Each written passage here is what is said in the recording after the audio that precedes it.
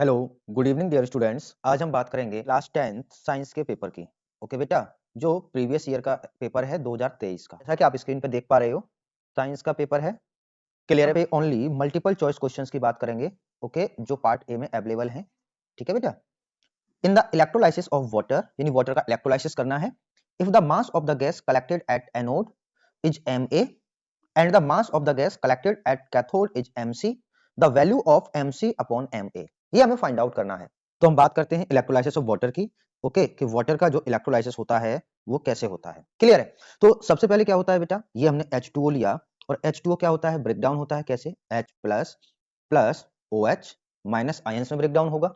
Okay, और अगर हम बात करें इलेक्ट्रोलाइसिस की, तो इसमें क्या होता है, इलेक्ट्रोलाइटिक सेल होता है, इलेक्ट्रोड लगाते हैं हम, है ना, और इसमें वाटर को फिल कर लेते हैं। किसको फिल कर लेते हैं, वाटर को फिल कर लेते हैं। ये एक एनोड का काम करेगा इलेक्ट्रोड, और एक इलेक्ट्रोड किसका काम करेगा, यहाँ पे कैथोड का काम करेगा। ओके, फिर हम क्या कर देते हैं, इसमें पोटेंशियल से ऐड करते हैं इसको, और इलेक्ट्रोलाइसिस होता है। याद रखना है, इसमें एनोड कैसा होता है, पॉजिटिव टर्मिनल होता है, और कैथोड कैसा होता है, नेगेटिव टर्मिनल होता है। ये H पॉजिटिव है, तो ये किधर अट्रैक्ट होगा, नेगेटिव टर्मिनल, यानी नेगेटिव टर्मिनल क्या है हमारा, कैथोड। तो यहां हम देखें कि कैथोड पे क्या रिएक्शन रहने वाली है। कैथोड पे क्या है, H प्लस। और एक बात और याद रखना कि कैथोड पे क्या होता है, रिडक्शन होता है। क्या होता है, रिडक्शन। तो H प्लस का क्या होगा, रिडक्शन होगा। तो रिडक्शन होगा तो फिर ये क्या करेगा, इलेक्ट्रॉन लेगा, कितने, 4 इलेक्ट्रॉन। ओके, और अगर हम यहाँ 4H प्लस आयन ले लें, तो ये क्या बन जाएगा, इधर ट्वाइस H2 बन जाएगा। क्लियर है बेटा। अगर हम बात करें एनोड की, अब यहाँ पे OH नेगेटिव है, ये OH नेगेटिव है, और 4 OH नेगेटिव ले लें, तो इसमें से ये क्या करेगा, ऑक्सीडेशन होगा एनोड पर। क्या होगा, ऑक्सीडेशन होगा। ये बात आपको याद रखनी है कि एनोड पे ऑलवेज ऑक्सीडेशन होता है। तो 4 OH अब ये क्या करेगा, इलेक्ट्रॉन्स को लूज करेगा। तो 4 इलेक्ट्रॉन्स जब इसमें से लूज होंगे, तो यहाँ से जो प्रोडक्ट बनता है वो क्या बनेगा बेटा, H2O। ठीक है, कितना, ट्वाइस H2O प्लस क्या बनेगा, O2। क्लियर। अब आप ये देखो कि कैथोड पे कौन बना है, कैथोड पे कौन बना है, देखो हाइड्रोजन गैस, कितना, ट्वाइस कौन बना है, देखो ऑक्सीजन गैस। कि mass of gas at cathode upon mass of gas at anode. तो कैथोड पे गैस कौन सी है बेटा, हाइड्रोजन है, तो ट्वाइस H2 यानी 2 इंटू H2 यानी 2, अपॉन में एनोड पर क्या है आपकी ऑक्सीजन, सो ऑक्सीजन कितना होगा, 32। ठीक है, 2 से ये 16 टाइम कटेगा, और 2 से ये 8 टाइम्स कटेगा, सो आंसर क्या आएगा, 1/8 आएगा। क्या आएगा बेटा, 1/8 आएगा। 8 कहाँ है, यहाँ पे क्या है, 8 है, ये भी नहीं होगा ऑप्शन। तो यहाँ 16 है, ये बिल्कुल नहीं होगा। 1/16 ये भी नहीं होगा। डी ऑप्शन दे रखा है क्या, 1/8। तो आंसर हमारा क्या हो जाएगा, 1/8। Consider the following substances out of these the commonly used oxidising agents are. किसकी, ऑक्सीडाइजिंग एजेंट की, एंड रिड्यूसिंग एजेंट की। आप जानते हो, आपने रिडॉक्स रिएक्शन पढ़ी होगी। ठीक है, और रिडॉक्स रिएक्शन में क्या होता है, reduction plus reduction plus oxidation. Clear, यही रहता है। तो जिसका रिडक्शन होता है वो तो काम करता है ऑक्सीडाइजिंग एजेंट की तरह, और जिसका ऑक्सीडेशन होता है वो काम करता है रिड्यूसिंग एजेंट की तरह। क्लियर। अब अगर इनमें बात करूं मैं, ये क्या है, एसिडिफाइड K2Cr2O7, यानी इसका नाम होता है पोटेशियम डाइक्रोमेट। ये क्या होता है, अल्कलाइन KMnO4, ये क्या होता है, पोटेशियम परमैंगनेट। तो ये दोनों के दोनों कैसे होते हैं, ऑक्सीडाइजिंग एजेंट होते हैं। कैसे होते हैं, दोनों के दोनों ऑक्सीडाइजिंग एजेंट होते हैं। ओके, ऑक्सीजन हाइड्रोजन ये तो ऑक्सीडाइजिंग एजेंट नहीं होते हमारे। ठीक है बेटा, तो ये दो तो नहीं होंगे, तो आंसर में हमारा पहला होगा और दूसरा होगा। चेक करते हैं ये दोनों ऑप्शन कहां पर हैं। फर्स्ट ऑप्शन में ही हमें मिल गए देखने को, फर्स्ट एंड सेकंड दोनों ही, तो आंसर क्या हो जाएगा, ए हो जाएगा। क्लियर है। Select from the following compounds which is not a base. आपसे पूछा गया है कि इनमें से उस कंपाउंड को सेलेक्ट करना है जो बेस नहीं है। पहला क्या है, सोडियम हाइड्रोक्साइड। ये क्या होता है, बेस होता है NaOH, और आप लोग जानते हैं ये कैसा होता है, स्ट्रॉन्ग बेस होता है। कैसा होता है, स्ट्रॉन्ग बेस, तो ये तो ऑप्शन नहीं होगा। सेकंड कहता है कैल्शियम हाइड्रोक्साइड। ठीक है, कैल्शियम हाइड्रोक्साइड क्या फॉर्मूला रहता है, CaOH का होल ट्वाइस। अब अगर इसको समझना है तो आप ऐसे समझ सकते हो कि ये कैसे टूटेगा, Ca2 plus plus 2OH negative, और यहां पर ये OH जो आयंस आए होंगे वो कहां से आए होंगे, किसी बेस से आए होंगे। क्लियर है, बेसिक है। सॉल्यूशन इसका भी कैसा होगा, बेसिक होगा। सोडियम सल्फेट की अगर हम बात करें, तो ये क्या रहेगा फॉर्मूला, Na2SO4 टूटेगा, Na positive twice Na positive plus SO4 2 minus, और ये जो सल्फेट आयंस हैं ये कहां से आए होंगे, एसिड से। कैसे, जैसे ये हमने लिखा H2SO4, और ये जो Na प्लस आयंस आए हैं ये किससे आने चाहिए, बेस से। Like NaOH। और ये कैसा है? स्ट्रॉन्ग बेस है। ये कैसा है? स्ट्रॉन्ग एसिड है। तो फिर ये Na2SO4 क्या होगा? एक सॉल्ट होगा। और सॉल्ट कैसा? स्ट्रॉन्ग बेस का और स्ट्रॉन्ग एसिड का। तो ये सॉल्ट कैसा हो जाएगा? न्यूट्रल हो जाएगा। कैसा हो जाएगा? न्यूट्रल हो जाएगा। तो ना तो ये बेसिक होगा ना ही एसिडिक होगा। और जिंक ऑक्साइड भी कैसा होता है? मेटल का ऑक्साइड है। कैसा होता है? बेसिक होता है। क्लियर है? तो आंसर क्या हो जाएगा हमारा? सी ऑप्शन हो जाएगा क्या? जिंक सल्फेट, जो कि बेसिक नहीं होगा।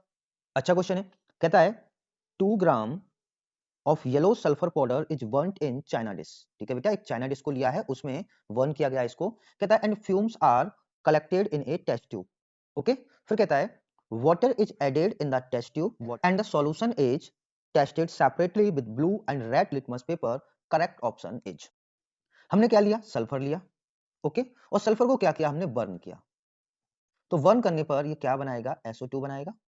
SO2 की फ्यूम्स बनाएगा। और इनको हमने क्या किया है? कलेक्ट किया है एक टेस्ट ट्यूब के अंदर।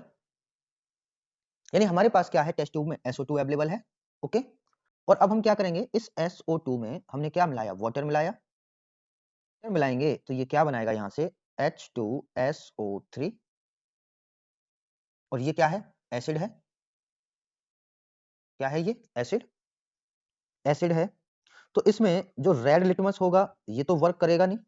ओके, कौन सा वर्क करेगा? इसमें ब्लू लिटमस वर्क करेगा ओनली।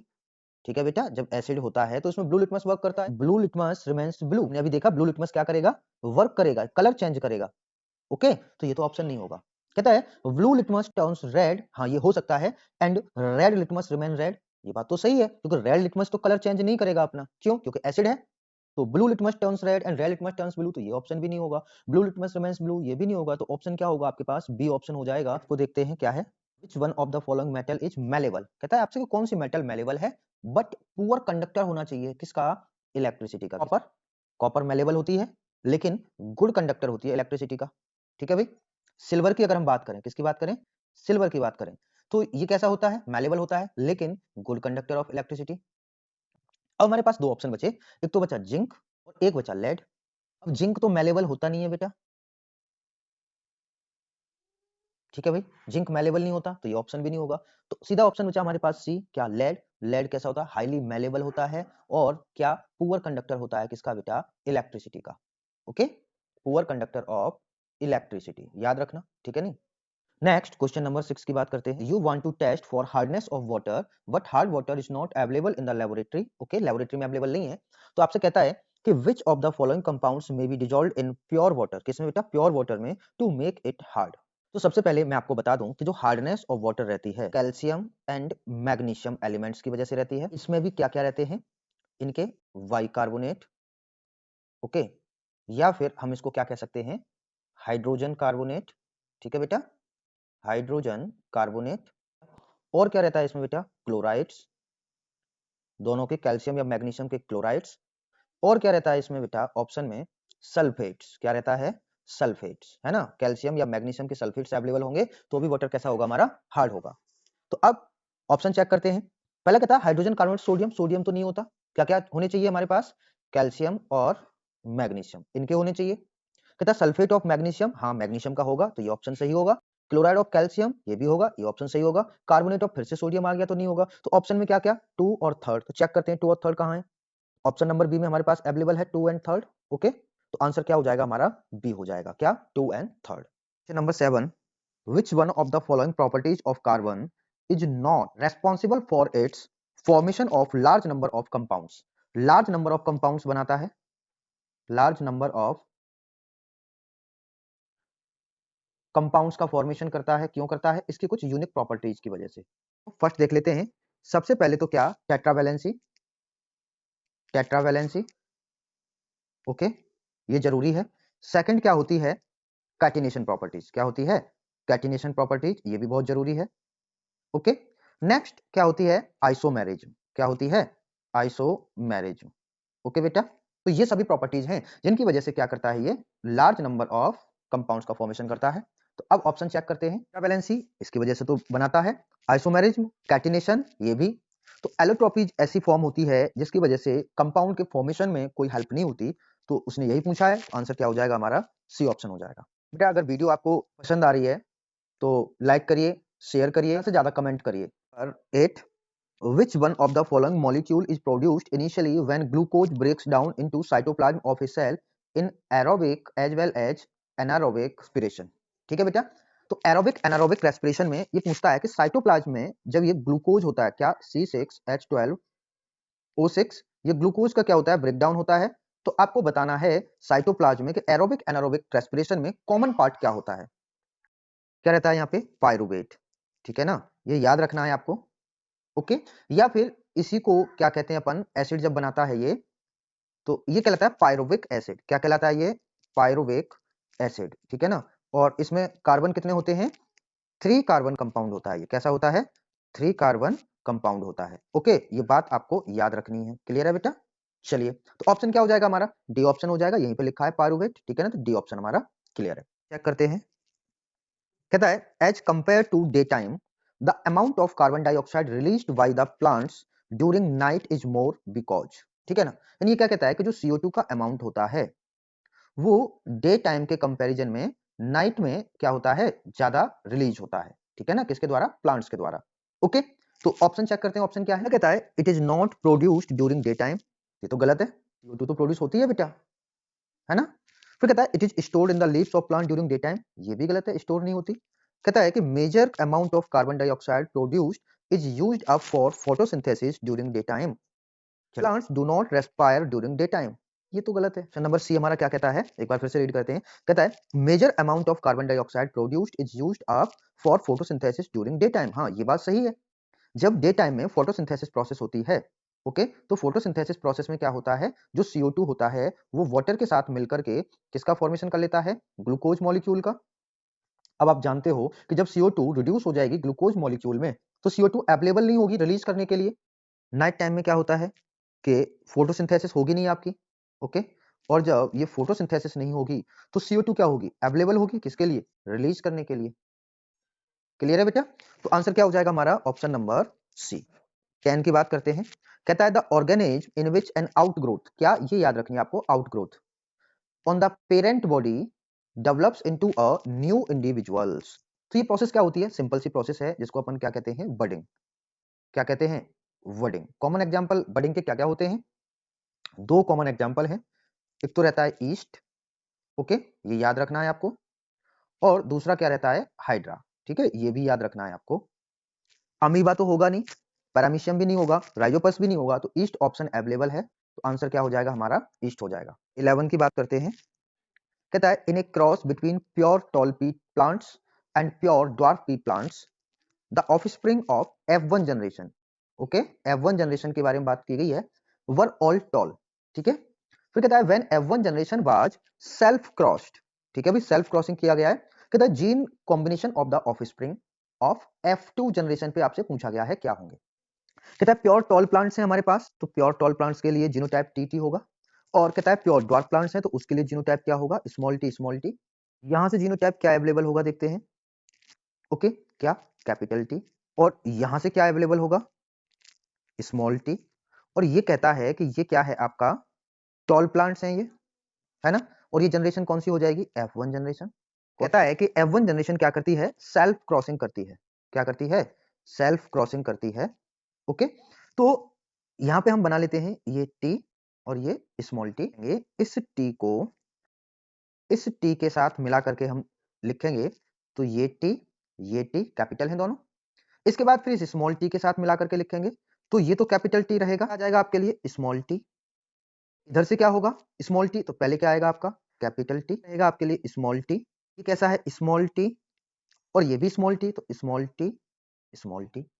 हम जीनोटाइप देखें तो जीनोटाइप क्या होगा, ये प्लांट और ये प्लांट कैसे होंगे, एक जैसे होंगे, ये प्लांट और ये प्लांट कैसे होंगे, डिफरेंट होंगे। तो जीनोटाइप हमें क्या मिला, कैपिटल टी, ओके, इसके बाद कैपिटल टी स्मॉल टी, और इसके बाद क्या मिला हमें, स्मॉल टी स्मॉल टी। तो ये क्या मिला हमें, जीनोटाइप मिला, क्या मिला, जीनोटाइप। ओके, तो अब ऑप्शन चेक कर लेते हैं कहां है ऐसा, ऑप्शन नंबर ए में हमें ऐसा दिखाई दे रहा है, तो आंसर क्या हो जाएगा हमारा, ए ऑप्शन। क्वेश्चन नंबर 12 की बात करेंगे, when an object is placed beyond 2f of a convex lens the nature of the image formed is. Simple सा है जब भी बियॉन्ड 2f अगर हम ऑब्जेक्ट प्लेस करेंगे, ऑब्जेक्ट को प्लेस करेंगे, तो इसकी जो इमेज है वो 2f एंड f के बीच में बनेगी, ठीक है। और इमेज कैसी होगी आपकी? रियल होगी, और कैसी होगी? इन्वर्टेड भी होगी, ठीक है। रियल होगी तो इन्वर्टेड होगी, और कैसी होगी? f और 2f के बीच में बनेगी तो कैसी होगी? ये डिमिनिश्ड भी होगी। कैसी होगी? डिमिनिश्ड भी होगी, ठीक है बेटा। तो यही नेचर है इमेज की। तो कहाँ ऑप्शन में देखते हैं क्या क्या है? रियल, इन्वर्टेड एंड डिमिनिश्ड, पहला ही ऑप्शन है। तो आंसर हमारा कौन सा हो जाएगा? ऑप्शन ए हो जाएगा। 13, when a narrow beam of white light, कैसी लाइट है ये? व्हाइट लाइट है, passes through a glass prism, it splits into its component colours. ये फिनोमेना क्या कहलाता है? प्रिज्म में व्हाइट लाइट ले ली हमने, और ये जैसे ही पास होगी तो यहाँ पे क्या होगा? नॉर्मल होगा।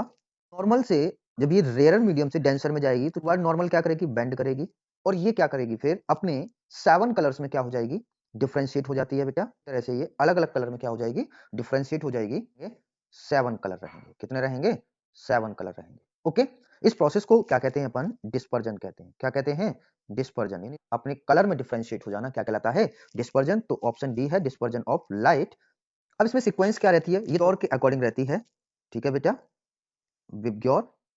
Okay, question number 40, material used for making heating elements of electrical heating devices should have, यानी जितनी भी हीटिंग डिवाइसेज बनाई जाती हैं, हीटिंग डिवाइसेज बनाई जाती हैं, उनमें एक बात का ध्यान रखा जाता है, में जो हम एलिमेंट्स यूज करते हैं वो एलिमेंट्स में कुछ प्रॉपर्टीज होनी चाहिए। क्या होनी चाहिए? सबसे पहले इस रेसिस्टिविटी होती है, ये कैसी होनी चाहिए? हाई होनी चाहिए। कैसी होनी चाहिए? हाई होनी चाहिए। ओके, दूसरा पॉइंट इसमें होता है कि इनका जो मेल्टिंग पॉइंट होता है ये भी कैसा होना चाहिए? हाई होना चाहिए। कैसा होना चाहिए? हाई होना चाहिए, ताकि वो जल्दी से मेल्ट ना करे। तो पहला ऑप्शन देखते हैं, high resistivity and high melting point, पहला ही ऑप्शन मिल गया। तो आंसर क्या हो जाएगा हमारा? इसका ए ऑप्शन हो जाएगा। Number 15, resistance of a wire does not, ये नॉट याद रखना है आपको, डिपेंड ऑन इट्स। तो रेजिस्टेंस की बात करते हैं तो रेजिस्टेंस क्या होता है? R equal to rho into L upon A, यही फॉर्मूला होता है रेजिस्टेंस का। ओके, अब आप ये देखो कि रेजिस्टेंस जो है किन किन बातों पे डिपेंड कर रहा है? रो पर डिपेंड कर रहा है, और रो क्या होता है? रेसिस्टिविटी, या फिर हम इसको ये भी कह सकते हैं क्या? मटेरियल। भी जो मटेरियल होगा उसकी रेसिस्टिविटी होगी। क्लियर है बात? दूसरा किस पे? लेंथ पे, और किस पर? क्रॉस सेक्शनल एरिया पर। तो ऑप्शन चेक करें तो लेंथ पे तो करता है depend, area of cross section इस पे भी करता है, मटेरियल पे भी करता है। कैसे? रेसिस्टिविटी से। लेकिन शेप पे डिपेंड करता है क्या? नहीं करता। उसने नॉट पूछा है, तो आंसर क्या हो जाएगा? C option.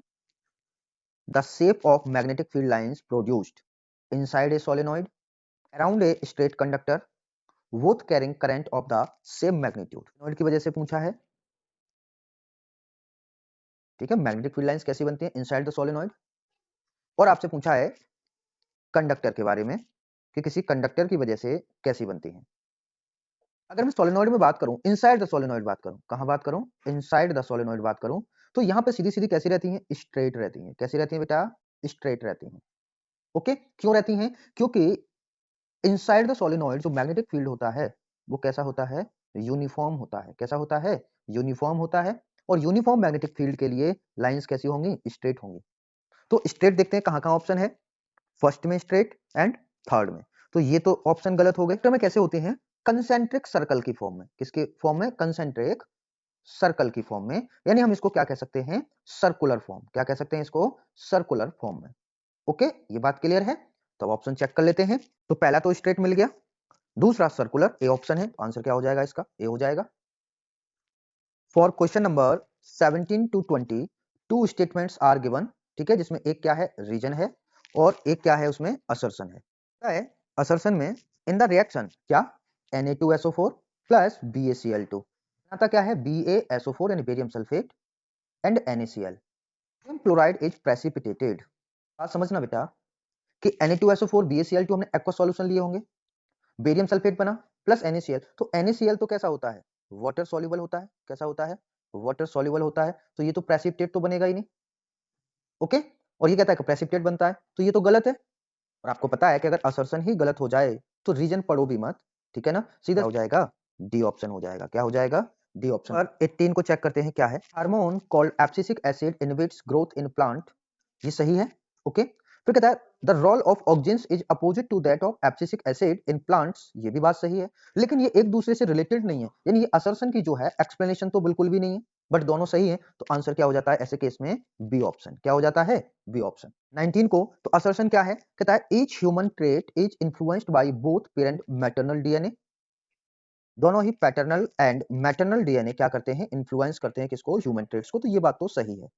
As compare to the father the mother contribute more amount of genetic material to the child, नहीं ये बात गलत है बेटा, क्योंकि जब कंट्रीब्यूशन का टाइम होता है जेनेटिक मटेरियल का तो दोनों से एक एक जीन आता है, ठीक है ना, एक एक जीन आता है, एक फादर से और एक मदर से, तो 50-50% होते हैं, ठीक है ना, इक्वल ट्रांसफर होता है जेनेटिक मटेरियल का।